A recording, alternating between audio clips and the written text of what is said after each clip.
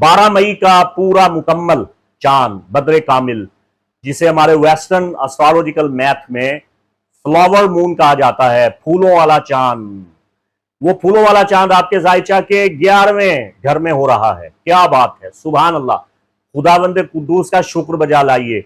आपके जायचे के 11वें घर का ताल्लुक आपकी देरीना ख्वाहिशात के साथ है।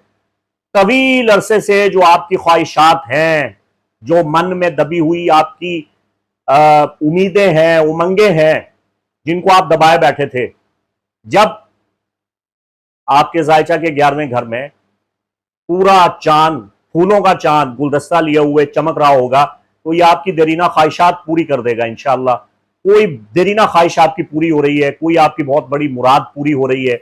फिर आपके जायचे के 11वें घर का ताल्लुक आपके डिस्टेंट फ्यूचर के साथ भी है कि फ्यूचर में आपके साथ क्या होने वाला है, आपका कैरियर कैसा है,